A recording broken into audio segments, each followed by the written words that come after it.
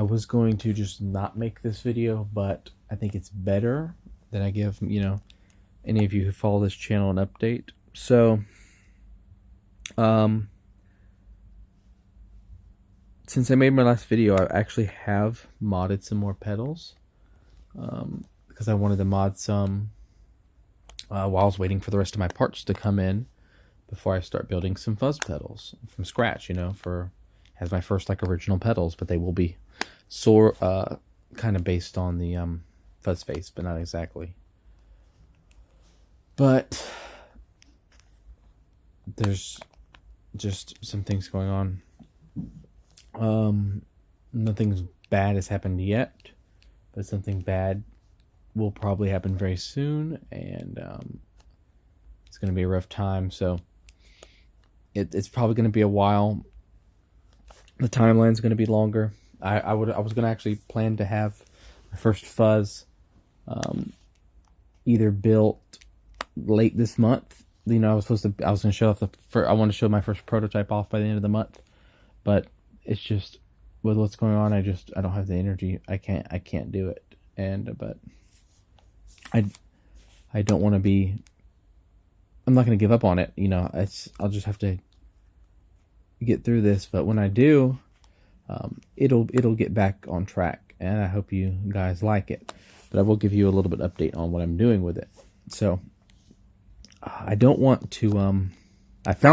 First off, I found a pedal box that I think will fit this larger design. Okay, it's going to be a larger design because I'm just using strip board. I'm not actually using like a printed circuit, anything like that. It's just a basic strip board.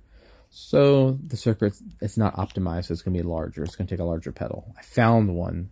It's kind of expensive pedal. They're like, if I buy them in bulk, they're cheaper, but like one each is like 16 or so bucks for the case, which is a lot. Okay, that's a lot for just an empty case.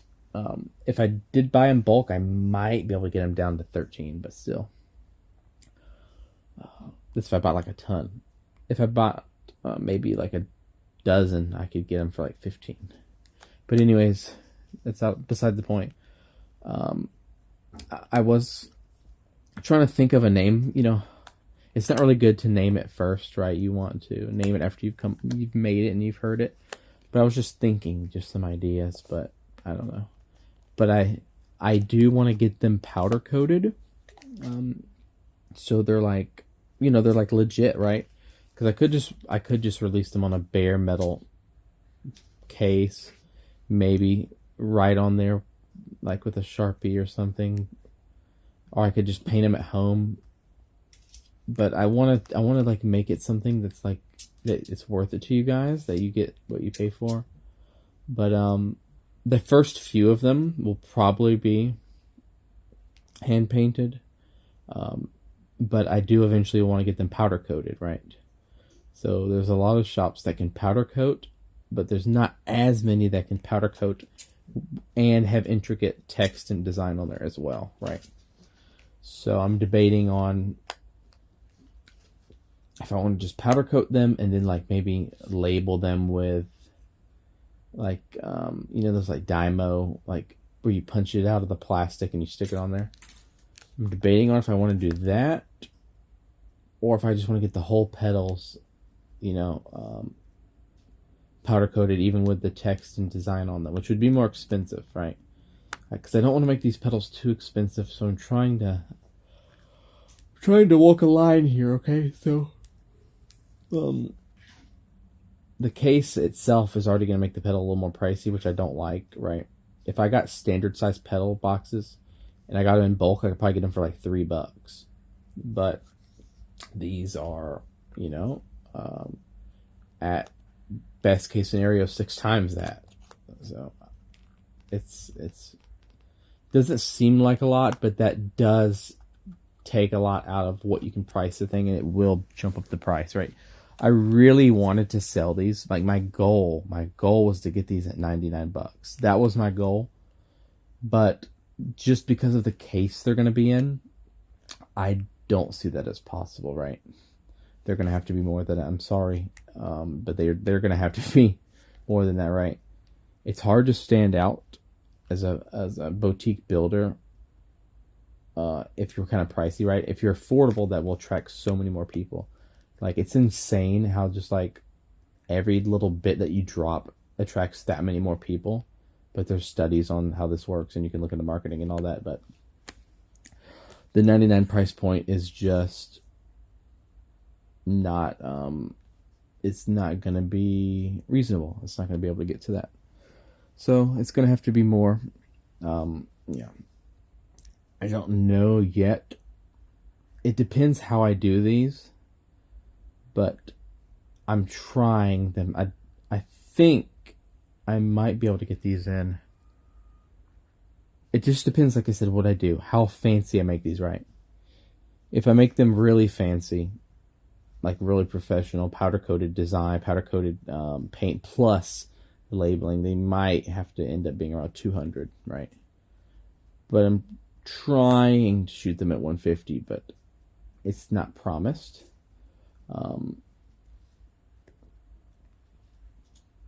It could be my hand-painted ones will be cheaper, and then if I do go to the professional powder coating, they will go up in price.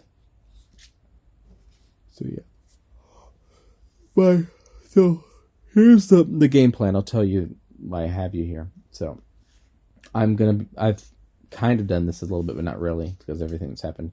But I'm going to be prototyping. The base design is based off the fuzz face, but I'm going to experiment with the circuit, find different versions of it, right? So what I'm going to do is I plan on building a few different little tweaks on that fuzz face circuit, finding out which one is the one that I gel with, the one that I like, the one that sounds unique, the one that fits my brand, my style, right? And that's the one I'm going to make.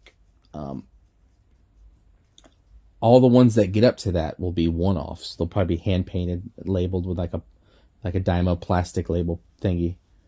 So those probably will be cheaper, those handmade ones. Ironically, right? The handmade ones will be cheaper than the professional ones, but it's usually not like that. But those will be cheaper, for sure, than the main line. Now, of course, with scale, things can get cheaper, right? If I ever get big enough where people are buying tons of them and I can hire other people to help me build them and stuff like that, then of course, or if, God forbid, I do a printed circuit design. But, there's other ways that could get the price down. But I really do not, no matter what, I don't want to go surface mount technology. Just because, not because I'm not against it, but I want to make a pedal that you guys can easily repair at home or modify yourself. If I want a pedal that has the longevity that's going to be going through the generation, that they're not going to say, oh, well, this is too expensive to fix and it's too much work to, I want to make it easy for you guys, right? So if it ever breaks or if you want to modify yourself, I just want to keep it simple. So maybe a printed circuit down the line could come, but I definitely want to keep it through hole, and I want to keep it built in the U.S. right? I don't want to build it in China. Of course, the parts are coming from China. No one really makes the parts anymore outside of China, at least most of the parts. But yeah. Eventually, if I was big enough, if I could source a case made in the U.S., that would be great. But that would, like I said, that'd be really hard. And anything custom built, the price would go up exponentially. So, there's going to be some experimenting and various different things. So, yeah. But yeah, I hope you guys like it. I got to think of something clever for the name. But I might actually. I think I'm gonna do two things, right? Okay, so this is just spitballing ideas, but I got to build the first prototype, the first proof of concept. I got to make sure I got everything down pack. I was having some issues with noise, ironic, right? But like the background noise is a little too much. But it could have just been the type of board I was using for that. It was a prototyping board, and it might have just made more noise, and it had a power supply and wasn't battery powered. My pedals are all going to be battery powered, so I don't have to do like more safety testing and like that, because that will, if I put power supplies in them and I have to do certain kind of testing and certain kind of things that it has to meet like that, right? It's going to raise the price. But if I keep it battery powered, it won't have to go through all that. So they're most likely going to be battery powered only. So, but of course, there's little attachments you can always put onto the battery clip. Don't tell them I told you that though. But yeah. But like I said, the timeline's just pushed back. But don't worry, they're still gonna be built. I actually built a bunch of modded pedals right before all this happened. And some of them will go on sale. So a lot of them I'm gonna keep for me. But yeah, my favorite is probably when I did this DoD gate loop pedal, which is a pretty much useless pedal. But I turned it into this really cool gnarly distortion. But yeah, so yeah, the pedals are going to be huge, right? They're going to be huge. I'm debating on they're going to be a 2-knob pedal, you know, for basically level and gain kind of, you know. But I'm debating if I want to add in another switch or knob for something else unique twist on it, but I'm not sure yet.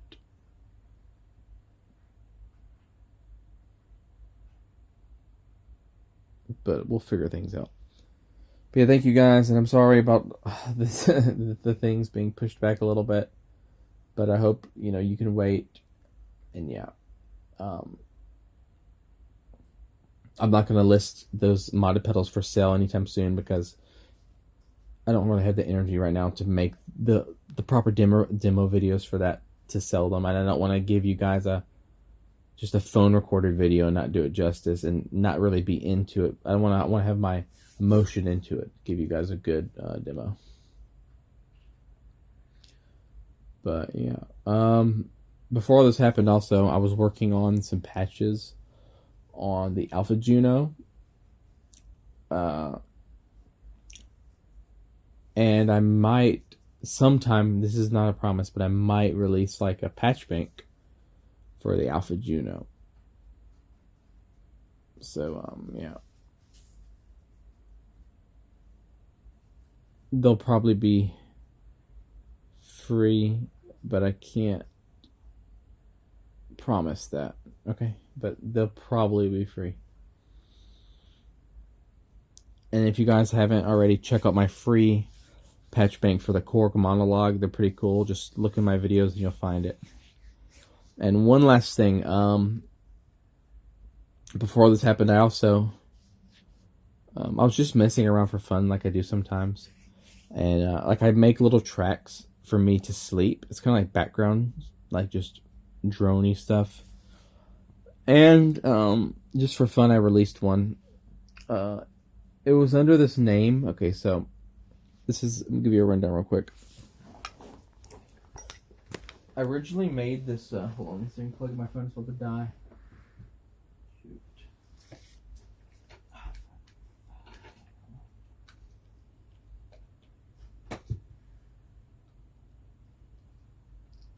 Okay. Hold on. So, the OG purpose of this channel, hold on, where the heck is it? So this channel used to be called Weird Music back in the day. It was like a parody channel. It was kind of making fun of like weird, obscure artists that were trying to be bad on purpose. I don't know if you know about any of those. But it was like a parody of that, kind of. So I made up a bunch of weird artist names. If you look back at the old videos, you'll find this, like the really, really old ones. There are a bunch of weird artist names and just horrible, horrible music was made on purpose. Every once in a while, I had a little fun with the track, and I didn't make it too horrible. But some of them, you can tell they're really, really horrible on purpose. Like there's one called "Audio Torture, Make It Stop."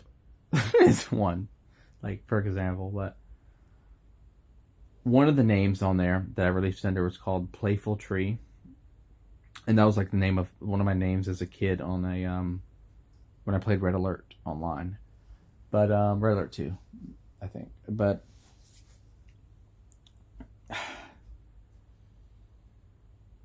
that name, I retired it in 2016, like when I was doing the whole shtick of I made a whole bunch of weird tracks. But I recently made, I did have one semi-serious, but not really. I released under just the generic name Dark Ambience. It's just some music to help me sleep and rest, but kind of like on the darker edge. Maybe it's like too dark for some people, but honestly, it helps me sleep. Because if stuff's too like light and airy feeling of drone music, it keeps me awake. But if it's like dark and foreboding, it helps me sleep. I know that's weird, but it's true. But eventually I was told by the publisher that, hey, that name Dark Ambience is too generic. So I just stopped releasing things under it. And of course, when I stopped, someone else started releasing things under it. And I thought, oh, maybe it's a coincidence that they're also... But then they used a cover art in one of the releases, very, very similar to mine. Like, very similar, like a knockoff of it. And that really, like, okay, they're just... It's someone just... It's either someone just being totally shameless and stealing the name and, like, profiting off of it. Or... someone doing it just to mess with me. I'm not sure which one. I think it's the first one, because I'm not big enough to be someone that they'd go out of their way to try to mess with me. You know what I mean? I'm not like some big YouTuber. So I think it's the first one, just someone capitalizing like a leech. But yeah. So I couldn't release this new thing under that name, Dark Ambience, because it had to be retired because it was too simplistic and generic. So I released it under that Playful Tree. Playful Tree, I had released this... Playful Tree is where I released the very first of the Horrible album.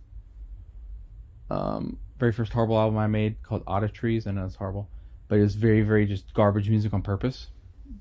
Then the first track actually kind of blew up a little bit on TikTok.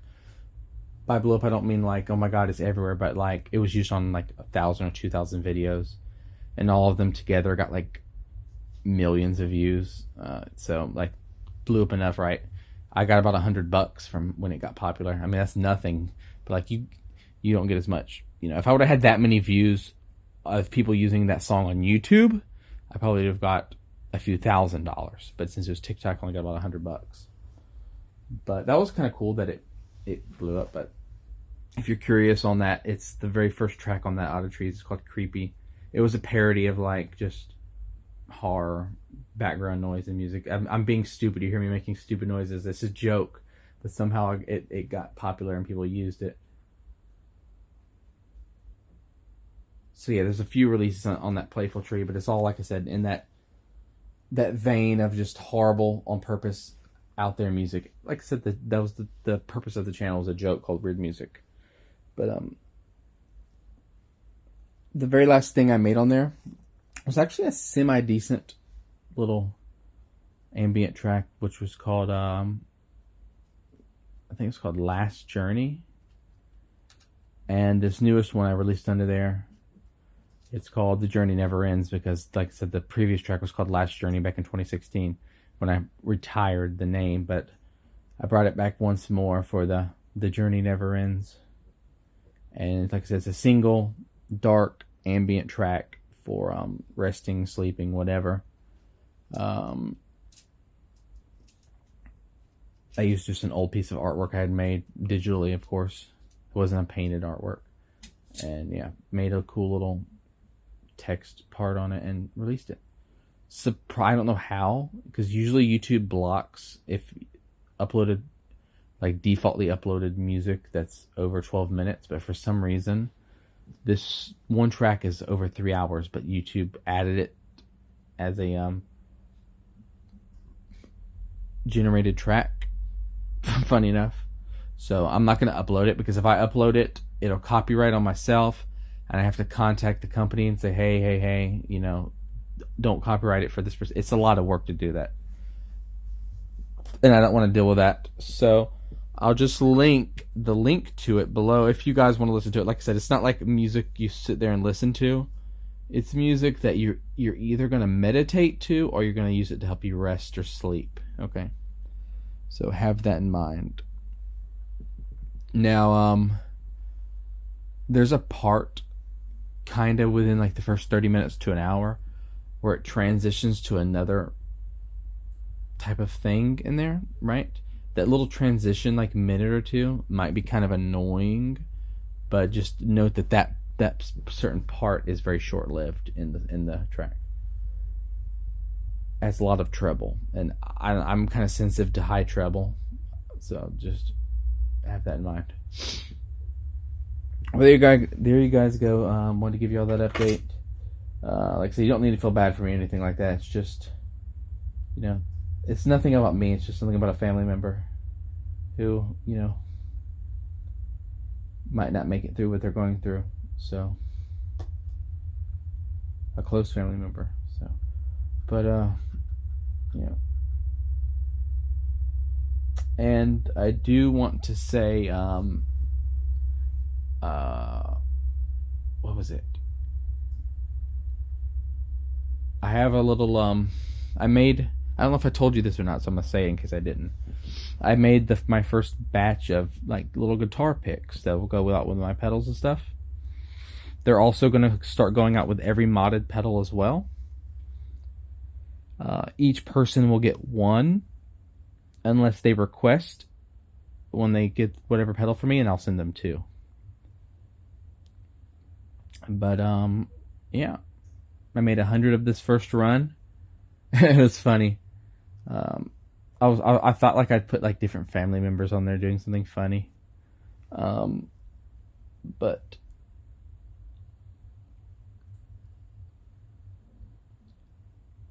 I don't know. It just might. If I add that other family member on there, it just might be too much for me. You know what I mean? So I might not do that idea. Like on the first batch, I put on my dad, but I think on the second batch, I might just put me on there. The first batch is a very small batch of 100 picks. I'll probably keep it to that, but I don't know if it's kind of like stupid if I put myself on there, but I might it'd be funny. I don't know. But the cool thing about what I do with my dad is it's like it looks different in different light, and this wasn't by design; it's just by happenstance. So it's like blue and red. If you look at it under warm light, it kind of blurs the picture and it's hard to see. If you look under it under bright white LED lights, then it comes out really clear. Very weird. And also, okay, if you know Tupperware, plastic buckets that like food comes in, right? That you can seal food for later. If you get the ones that have the see-through red lid, and you put one of these picks under there and you look at it, it'll turn it into black and white. It'll turn the blue and red picture into black and white, and it's really cool. But it looks like a negative, right? It turns it into like a negative image, like how a negative looks. It's pretty dope.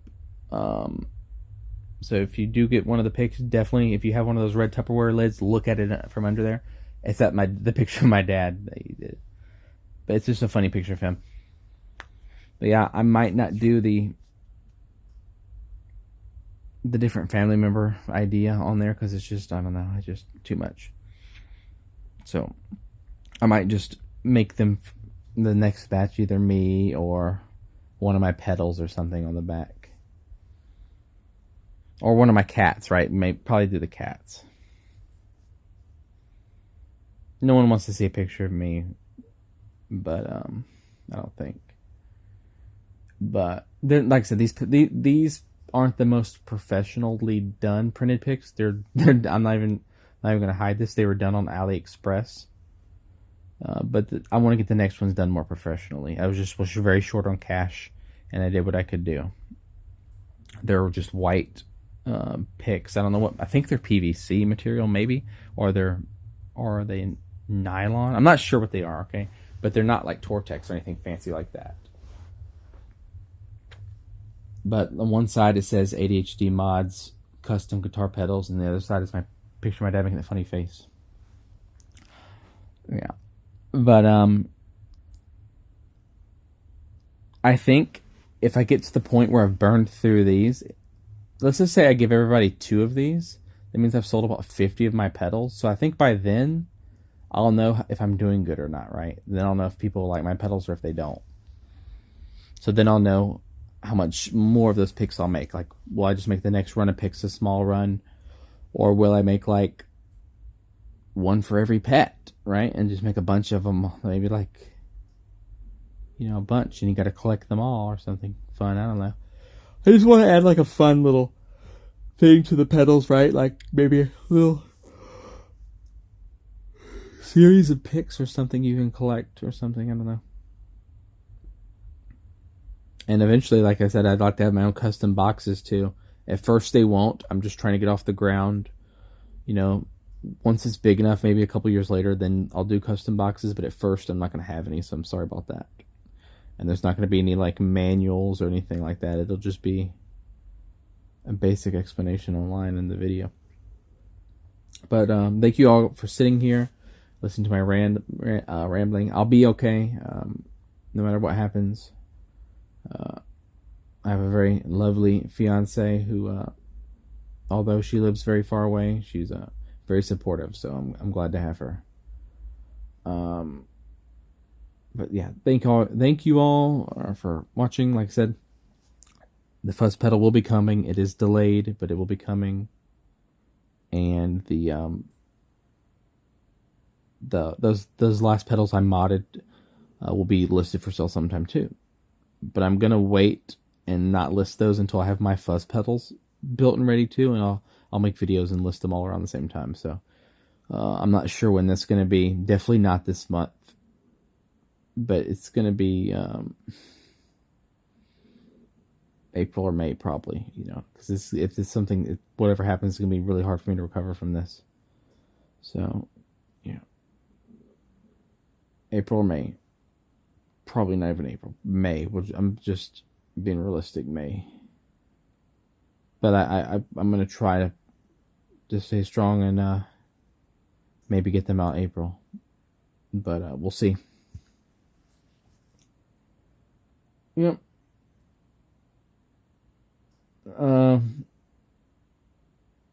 Yeah, and I guess my last video, I'll just say one more thing, and then I'll go. I know you've been here forever. I know there's probably no one else still watching, but if you are, thank you.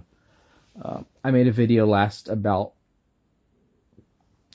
first cents for beginners, and I just want to, I've said it in the video, but I want to say it again. No brand sponsored me. No brand paid me anything. No brand said anything to me on that. Just one of those, all just my opinion. So just take that for what it is, okay? I do want to add to that, though. The food's done. Made some eggplant parmesan. But it didn't even get eaten. It was just a couple days old, but it was uncooked. But I had to cook it, or it was going to go bad. It was freshly made at the farmer's market. But shoot, it's beeping. Can't even think now. Oh yeah, but one more cent I'll add to that before I let you go is, like I said, I ordered, like I said, for my birthday, Yamaha CS10. It arrived broken. I returned it. With that money, I got myself back another Analogic bass spot, which is a 303 clone. I got another one of those. I bought one used, so I got a deal. And then I bought a Alpha Juno. Always wanted an Alpha Juno. It's like the last affordable analog Roland left. And I wanted to get it. The only other Roland still on my radar that I have to get one day is a D50.